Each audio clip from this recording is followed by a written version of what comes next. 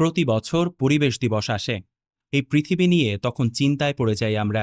কিভাবে পরিবেশকে রক্ষা করা যাবে, কিভাবে প্যারিস সমঝোতার শর্ত পূরণ হবে, কিভাবে কমবে কার্বন নিঃসরণ। এসব ভাবনায় আমরা আলোচনার টেবিল গরম করি। এরপর আবার পরিবেশ দূষণ করার নিত্য নতুন উপায় আবিষ্কার করি আমরা।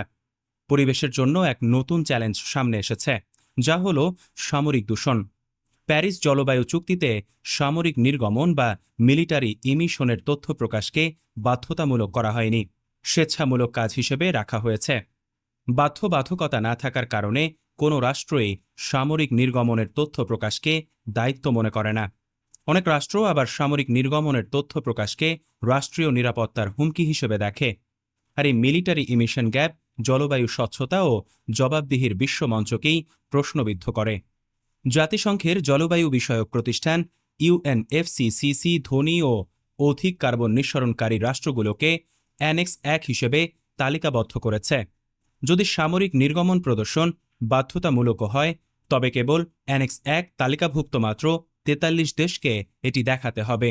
কিন্তু বৃহৎ সামরিক খাত ও ব্যয় থাকা সত্ত্বেও কেবল নন অ্যানেক্স ১ তালিকাভুক্ত রাষ্ট্র হওয়ায় চীন, ইসরায়েল, সৌদি আরব কিংবা ভারতকে সামরিক নির্গমনের তথ্য হয়তো প্রকাশ করতে হবে না।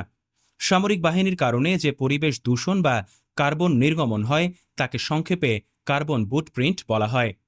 জলবায়ু সংকট মোকাবেলায় এই কার্বন বুটপ্রিন্ট থামাতে হবে।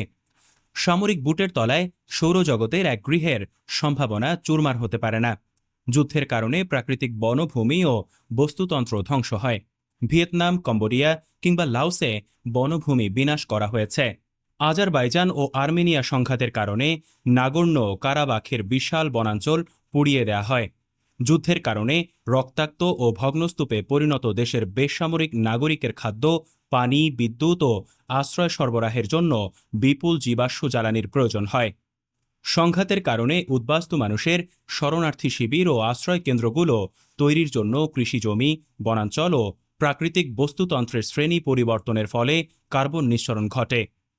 মিয়ানমার থেকে উদ্বাস্তু রোহিঙ্গাদের আশ্রয় শিবিরের জন্য বাংলাদেশের কক্সবাজারের বনাঞ্চল ও হাতির করিডর বিনষ্ট হয়েছে।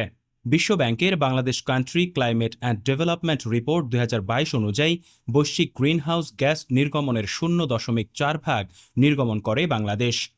এত কম নির্গমন করেও বাংলাদেশের উপকূলের গরিব নারীরা আজ তীব্র লবণাক্ততার কারণে তাদের জরায়ু কেটে ফেলতে বাধ্য হচ্ছেন। বছর বছর পাহাড়ি ঢলে তলিয়ে যাওয়া হাওড়ের গ্রাম থেকে আজ উদ্বাস্তু হচ্ছে তরুণ কৃষক। ন্যূনতমভাবে দায়ী না হয়েও বাংলাদেশের হাতিরা আজ জলবায়ু শরণার্থীতে পরিণত হয়েছে অন্যের করা যুদ্ধের কারণে। সীমান্তে কাঁটাতার থাকার কারণে গারো পাহাড়ের হাতিরা নির্দিষ্ট গণ্ডিতে আটকে থেকে হয়ে উঠছে ক্ষুব্ধ। আর কতদিন অন্যের দায় টানবে পরিবেশ?